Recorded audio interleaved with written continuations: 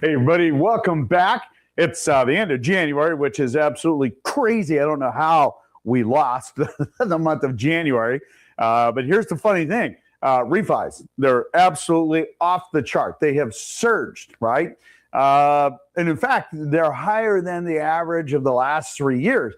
And you might be asking, okay, well, why? Well, we're going to get into that. We're going to talk about the metrics of our real estate market, what's happening, how is it affecting our market, are sales increasing, are they decreasing, what's new construction doing, and then, of course, we're going to finish out with foreclosures. Now, again, make sure that you're doing us a solid to help the channel grow. Make sure that you like and subscribe, share the video. There's no marketing here at all. The goal is to get you guys really solid information, really to make a good business decision. The same metrics every single week, so you have that consistency of comparison. And in fact, go back to last October and even the October before that, you will see, well, it's kind of freakishly accurate, which is kind of nice. Anyway, let's get the show on the road.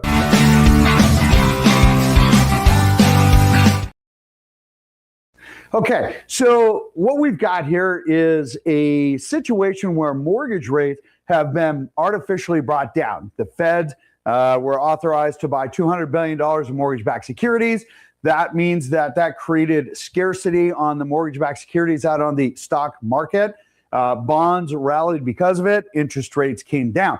It's slightly artificial. It came down. They dipped into the high fives like we said it would. Whoop, popped back up. In fact, it did exactly what we said. It would go up to about 6.25-ish, and then it started to settle back out again. And again, that's exactly what happened. Will it come down again? There is a possibility that in February-ish, we might see, again, a brief dip. And that is, again, why we're seeing a massive amount of refinances happening. So, unsurprising, here we go. Let's hit the next slide here. It says Mortgage Bankers Association, the MBA, reported the applications rose 14.1% for the week ending January 16th, adding to the prior week's sharp increase. The Refinance Index climbed 20% from the previous week and was 183% higher than the same week 1 year ago. Now, you might be saying, George, what the heck? Well, listen, mortgage rates have the number one impact on real estate, okay? If it costs too much to buy a house, buyers, like what we saw from last year in March, almost through September, we're sitting kind of on the sidelines. Whereas if we see rates come down, the buyers come in, they say it's a good opportunity. They're a little more aggressive on pricing and whatnot, and we're going to go over that. And that is exactly what you're seeing. So when we talk about this, as intraday 30-year fixed rates dip just below 6% for the first time in years. That is 100% accurate. We take a look at the chart for the Refinance Index. You can see on the left-hand side in 2023, our Refinance Index was really low. Whereas on the right-hand side, you can see it absolutely jettisoned. It's almost like watching the interest rates in 2023, spring of 2023, absolutely going up when the Feds quit buying mortgage-backed securities. Here you can see that chart because rates came back down. Everybody flocked in. In fact, we got a lot of thumbs up and a lot of thank yous for letting everybody know in the anticipation and doing that one video, even though we had an audio issue, that it was time to refinance, because if you were anywhere in the sevens, you had to refinance. We had hundreds of people that actually ended up getting their refinances started. They locked in some really amazing rates, dropped their payments hundreds of dollars per month. Now, again, you only watch this channel if you are interested in saving money. I'll just tell you that right now. So let's continue on. When we take a look and we go over to what happened with purchases, again, left-hand side, 2023, we have our spike in 2023 because that's when mortgage rates were absolutely going off the chart. Then it dipped down because interest rates went way up. And then, of course, in 2026 on the right-hand side, you can see that we absolutely killed it with the interest rates coming down, and we had a massive influx of people coming in. And you might say, George, what the heck happens? If somebody does this and they do drop the rates, what does that do with the market? Well, let's get into that. So when we come over and we start looking at what the 30-year fixed is, upper right-hand corner, it's 6.16. Still super, super smart to look at making your purchase because this is dollars saved. If we run over and we take a look at mortgage rates and how they've been trending over the last 3 years, you can see how we are heading down and have been in a downward trend with mortgage-backed or with interest rates, because right now we are 0.85% lower, almost 1% lower than where we were at last year. Now, 2 weeks ago, we were over 1%. We are still doing quite well year over year. And when we take a look then and we balance that against what's going on, here's a nut. The challenge is we are seeing homes staying on market 17 days longer. That's the lower green chart. 17 days longer on market than where we were at year over year. With that, we're also seeing only a 95% list to sales price. And you might say, okay, what the heck is that, George?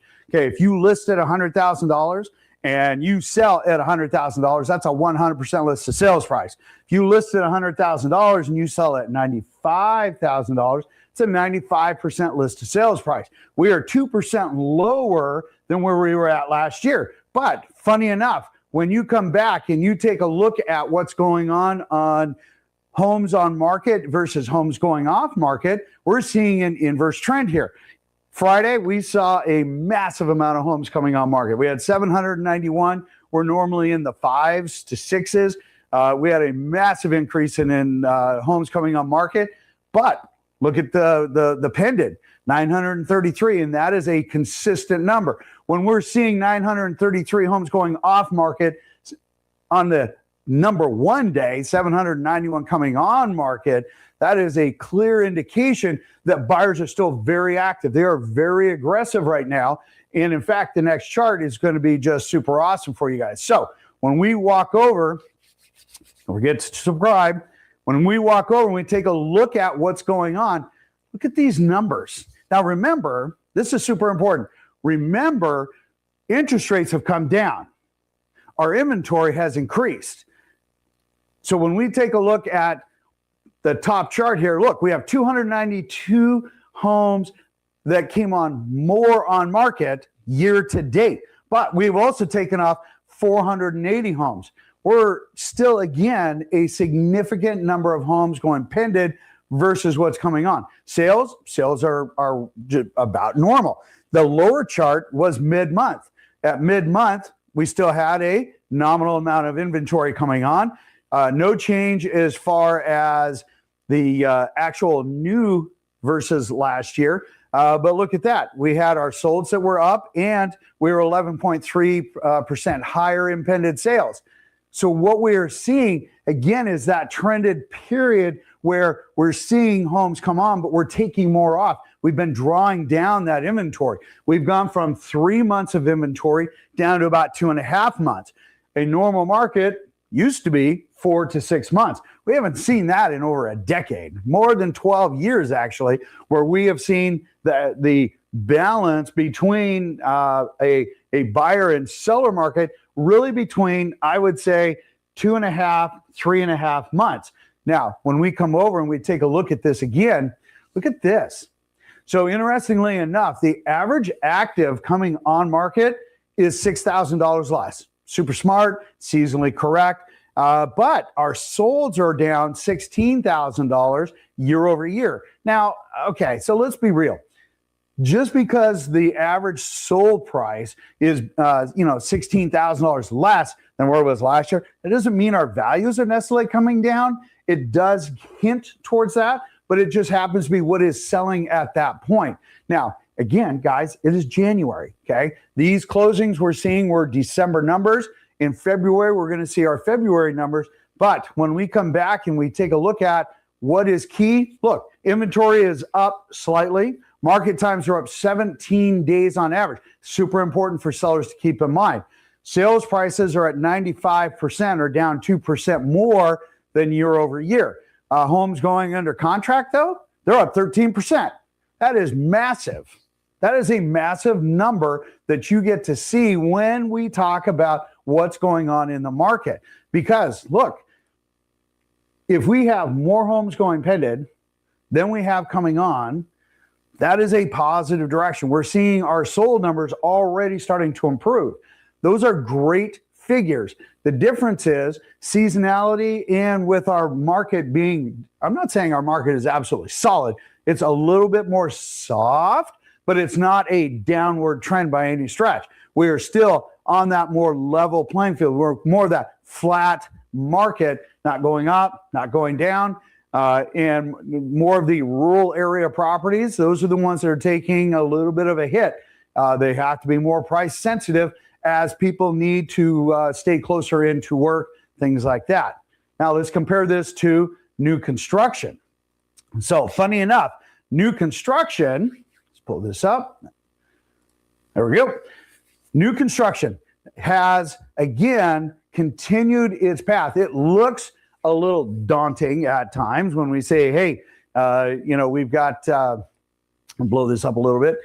When we take a look at our solds, they're lagging just a little bit. The chart below, again, from mid-month. Let's go back.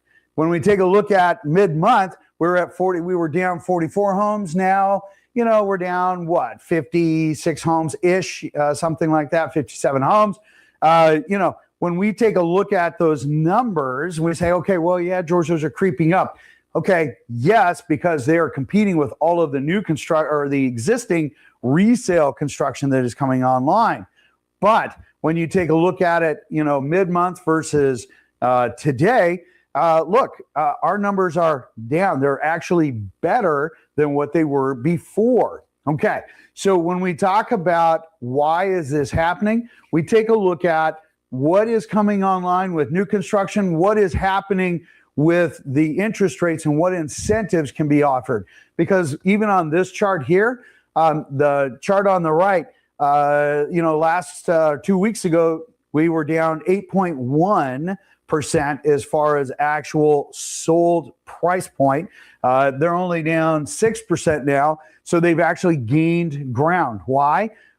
Again, those incentives, and with that, they also have a lot of interest benefit that they can offer as interest rates come down. Obviously, their buy downs have a bigger and better impact, right? So how does that compare to bank-owned homes? Well, it's the same story that we've been seeing for a long time. Bank-owned homes are not a great investment in our area if you're thinking about a discount. Why? Well, because when we take a look at all of our numbers, even last month, the middle chart versus the right, you can see we don't have that many homes at all.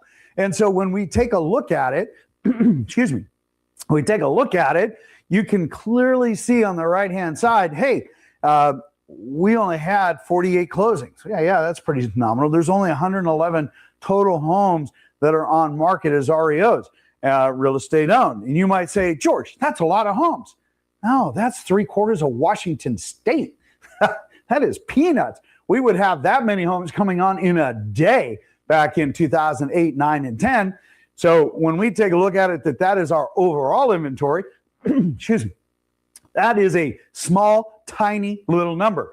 But here's the funny thing. I guarantee you, there's going to be somebody in the government or elected position that is going to take the numbers and say, oh my gosh, foreclosures are 114% high coming on market. When in the reality, well, that's just 20 homes. And this time of year, 100% normal. Why? Because they don't do anything. They don't start, getting people out of homes in November and December. It's just bad business and leave them occupied. Keeps them safer, and then they wait until the end of January, February, which is exactly what you're seeing here. So with that being said, our market, all things considered, is doing very well. We're again very flat. We're not going up. We're not going down. Interest rates are bringing massive amounts of buyers off of the sidelines into the fray, as they say. So if you have any questions, put them down below. Let us know what you want to do. There's no strings attached. We'll give you good recommendations, whether it's, just buying a home, if you're looking at new construction, and or if you're looking at foreclosures as an investment. Again, we recommend against that. In the meantime, it's a little wet outside, so be safe, In the meantime, I'll see you on the next video. Have an absolutely great day. Take care.